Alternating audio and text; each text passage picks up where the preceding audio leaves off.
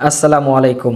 আশা করি সকলে আল্লাহর অশেষ রহমতে খুব ভালো আছেন। আমি আলহামদুলিল্লাহ খুব ভালো আছি। আজকে পুঁজিবাজার সকাল থেকে একদম শেষ পর্যন্ত মানে মার্কেট ক্লোজ হওয়ার আগ পর্যন্ত মানুষ, আমরা যারা বিনিয়োগ করেছি সবাই একটা আতঙ্কের মধ্যে ছিলাম যে শেষ সময় প্রত্যেক দিনের মতো আজকেও সেল প্রেশার আসবে কি না। দিন শেষে মার্কেট 7+ রেখে কমপ্লিট করেছে, কিন্তু তাও দেখা যায় 98টি শেয়ারের দাম কমেছে, 117টির দাম বেড়েছে, তাতেও মার্কেট 7+। জানি না কিভাবে কি হয়েছে, তবে ইন্ডেক্স যে ক্যালকুলেশন রয়েছে সেই ক্যালকুলেশনটা দেখা যায় লো পেইড আর বিগ পেইড। দেখা যায় একটা কোম্পানির 10 কোটি শেয়ার, সে যদি 1 টাকা বাড়ে তাহলে 10 কোটি টাকা বাড়বে। আবার ওই একটা কোম্পানির যদি 100 কোটি শেয়ার থাকে, যদি 1 টাকা বাড়ে তাহলে 100 কোটি টাকা বাড়ে। তো লো ক্যাপিটাল আর বিগ ক্যাপিটাল দুইটা একটু আলাদা ব্যাপার, যে কারণে ইন্ডেক্সের এই সমন্বয়টা এইভাবে হয়। আমাকে গতকালকে এক ব্যক্তি ফোন করেছে। আমাদের প্রোগ্রাম যারা দেখেন অনেকেই আছেন বিনিয়োগকারী, আবার অনেকে ঊর্ধ্বতন কর্মকর্তা থাকেন। তো যেহেতু প্রোগ্রামগুলো অনলাইনে চলে, বিভিন্ন শ্রেণীর মানুষই দেখেন। তার মধ্যে অনেক সময় দেখা যায় বিএসসির লোকেরাও দেখেন, যারা দায়িত্বে আছেন অনেকেই দেখেন, যেহেতু অনলাইনে চলে। তো এক ভদ্রলোক তিনি ফোন করেছেন, 4 মিনিটের মতো তার সাথে কথা হয়েছে। তিনি বললেন যে আপনার প্রোগ্রামগুলো আমরা দেখি, আপনি খুবই সুন্দর কথা বলেন, মাঝখানে মাঝে মাঝে একটু রাগান্বিত হন।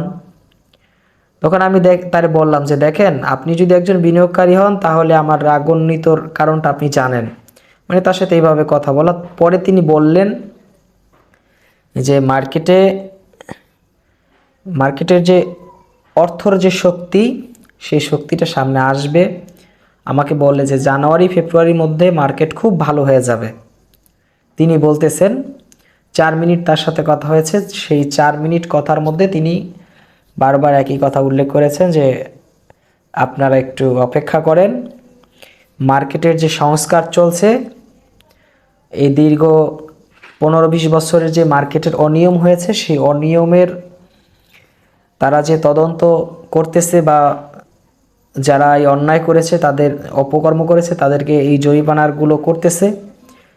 সামনের দিনগুলোতে এই অনিয়মগুলো হবে না, সেইভাবে তারা কাজ করতেছে। তো আমাকে সে এইভাবে বলল এবং বলল যে আপনি নিশ্চিত থাকেন মার্কেট খুব ভালো হবে। এই বলেই তার সাথে কথা শেষ। এখন আমাদের এই যে পুঁজিবাজার, যারা আমার কথাগুলো শুনেন, আমি তো প্রত্যেক দিন 10-15 মিনিট আপনাদের সাথে কথা বলি, প্রতিদিন রাত 8টার সময়। একজন বিনিয়োগকারী হিসাবে আমি বলতে চাই, প্রিয় আমার ভাই, প্রিয় আমার বন্ধু, আপনি আমার শুভাকাঙ্ক্ষী, যারা আমার প্রোগ্রামগুলো দেখেন, এখন এক একটা শেয়ার এত কম দামে আছে, একটা ডিমের দাম বেশি। একটা ডিম বিক্রি করে 4 টাকা দামের 4টা শেয়ার কিনা যায়। কয়টা? 4টা। আর যদি সেটা দেশি হাঁসের ডিম হয় তাহলে 4 টাকা দামের 5টা শেয়ার কিনা যায় একটা হাঁসের ডিম দিয়ে। এই যে শেয়ারগুলোর দাম এত কম দামে আছে, আপনার কাছে যদি টাকা থাকে তাহলে আপনি কিনে রাখুন। আমি গত বুধবার দিন কিছু শেয়ার কিনেছিলাম, আমি প্রোগ্রামে বলেছি, সেটাও 10% কমছে। এখন আবার বললেন না যে প্রিন্স ভাই আপনি যে শেয়ার কিনতে বলেন, কিনলেই তো দাম কমে। আমিও জানি। এখন আমাদের কিনা অ্যাভারেজ করতে হবে। কি করতে হবে? অ্যাভারেজ করতে হবে। মার্কেট সামনে অনেক ভালো হবে। প্রত্যেকটা জিনিসের একটা শেষ আছে। কি আছে? প্রত্যেকটা জিনিসের একটা শেষ আছে। শেয়ার মার্কেটের পতনেরও একটা শেষ আছে। ইন্ডেক্স, আমার যা মনে হয় ইন্ডেক্স এখন নাই 2000-ও, ওখানে তো শো করে 5000। কিন্তু আমার যে মনে হয় যে একটা 50 টাকা শেয়ার যেত কমতে কমতে 10 টাকায় আসছে, 12 টাকায় আসছে, সব শেয়ারগুলোই তো কমলো, তাহলে ইন্ডেক্স 5000-এ কেমনে থাকে?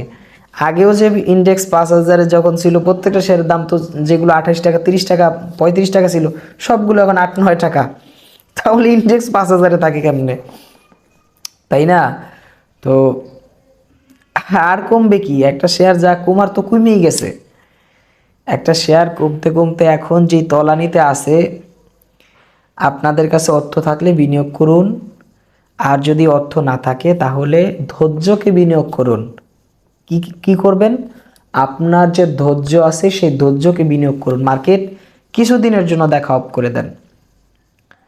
যারা আমি তো একজন ট্রেডার, ট্রেড করি, আমার দেখতে হয় এখন ওইভাবে কেনা বেচা করতে পারি না আগের মতো।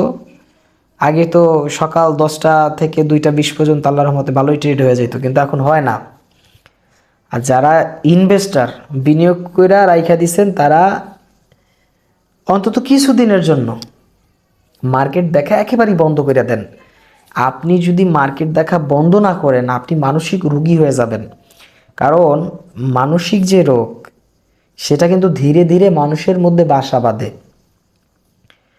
এজন্য আমি তো আপনাকে ভালোবাসি, আমি তো আপনাকে পছন্দ করি। আপনি আমার প্রোগ্রামগুলো দেখেন, আপনারা দেখেন বিদেই তো প্রোগ্রামগুলো হয়।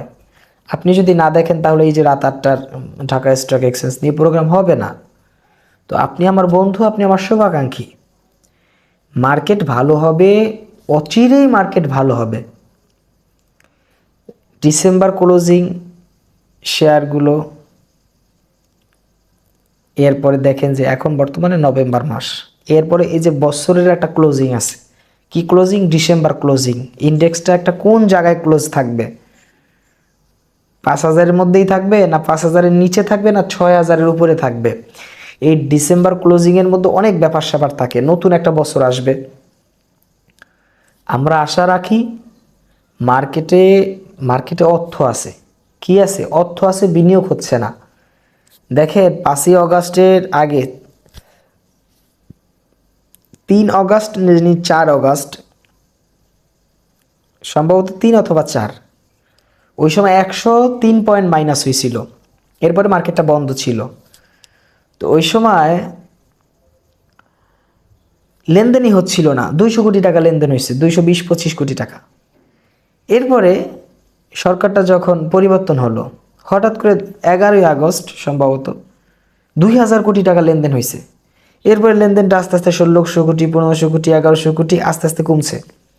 তো মার্কেটে টাকা আছে, মার্কেটে কি আছে? টাকা আছে। নাইলে ওই সময় দেশের একটা ক্লান্তিলগ্ন অবস্থায়, যেখানে মানুষ দৌড়ে পলাইতেছে, কেউ আর একজনকে মারতেছে, কেউ মার খাচ্ছে, দেশে পুলিশরে মানুষ মাইরা ফালাইতেছে, কে বাঁচবে কে মারা যাবে বলা যায় না। এখানে বোমা পড়ে, ওখানে গুল্লি পড়ে, একটা শিশু বেলকনিতে দাঁড়ায় রয়েছে, তার গায়ে গুল্লি পড়ে, তিনি মারা যায়।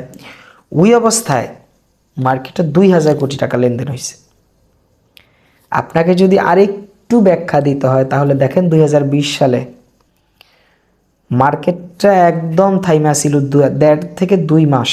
আপনাদের অনেকেরই মনে আছে যারা মার্কেটের সাথে যুক্ত আছেন, করোনার সময়, যেখানে মানুষ বাঁচবে কি না, বাবা মারা গেলে সন্তান মাটি দিতে যায় না, সন্তান মারা গেলে বাবায় মাটি দিতে যায় না। ওই অবস্থায় ইন্ডেক্স 3,600 থেকে উঠতে উঠতে উঠতে উঠতে 7,400-তে গেছে। কোন অবস্থায়? ওই দুর্ভিক্ষ অবস্থায়। তার মানে প্রত্যেকটা জিনিসের একটা পতন আছে, একটা উত্থান আছে। আমি 2টা এক্সাম্পল আপনাকে দিলাম। একটা হচ্ছে 2020 সালে, আর একটা হচ্ছে এই 2024 সালে। এই 2টা সময় দেখা যায়, ওই সময় তো মার্কেট উঠে গেছে, কিন্তু এই সময় তো উঠে নাই। এই সময় 1,000 পয়েন্টের মতো উঠছিল। 5,000 থেকে 6,200 হাই করে 6,021-এ ক্লোজ হয়েছে ওই দিন। তো মার্কেট এখন যে একটা স্বাভাবিকতায় আছে, দেখেন প্রত্যেক দিন কিন্তু আন্দোলন এখনো বন্ধ হয় না। ওই ছাত্ররা মারামারি করে, এই কলেজ ওই কলেজের লগে মারামারি করে। দেশে কিন্তু প্রত্যেক দিন অনিয়ম বিশৃঙ্খল চলতেই আছে।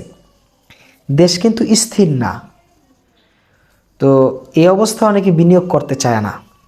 কি করতে চায় না? বিনিয়োগ করতে চায় না, যে কারণে অর্থ নাই। আবার যারা অনেক আছে শেয়ার বেচা চলে গেছে, আবার অনেকে আছে যে হাউসগুলোতে অনেকে শেয়ার ফর সেল দিয়ে দিছে, কিছুদিন আগের ঘটনা বললাম। তো এই কারণে মার্কেটে অনেকে বিনিয়োগ করতে আগ্রহী হয় না, যে মার্কেটে বিনিয়োগ করলে না আবার একটা শেয়ার 10 টাকায় কিনলে আবার কমতে কমতে 2 টাকায় চলে আসে, এই ভয়তে অনেকেই এখন বিনিয়োগ করতে চায় না। মানে বিনিয়োগের যে একটা আস্থা বিনিয়োগকারীর, সেই আস্থাটা নাই। তো আমাকে ওই ভদ্রলোক যা বললেন, তার কথা শুনে মনে হয়েছে যে তিনি যে কথাগুলো বলেছে, কয়েকটা পয়েন্টে তিনি কথাগুলো বলেছে, সে কথাগুলো খুবই যুক্তিযুক্ত বলে আমি মনে করি। আমার কাছে সেরকমটাই মনে হয়েছে। আপনি একজন বিনিয়োগকারী, আমি আপনাকে ধৈর্য ধারণ করার জন্য, এই ধৈর্যটাকে বিনিয়োগ করার জন্য আমি আপনাকে আহ্বান জানিয়ে আজকের প্রোগ্রাম শেষ করছি। প্রিয় আমার ভাই, প্রিয় আমার বন্ধু, আপনি ভালো থাকবেন, আপনাকে অবশ্যই ভালো থাকতে হবে, আপনার পরিবার নিয়ে আপনি সুস্থ থাকবেন বলে এটাই আমরা আশা করি। এতক্ষণ সাথে ছিলাম আমি প্রিন্স ফরহাদ। সকলে ভালো থাকবেন, সুস্থ থাকবেন। আল্লাহ হাফেজ।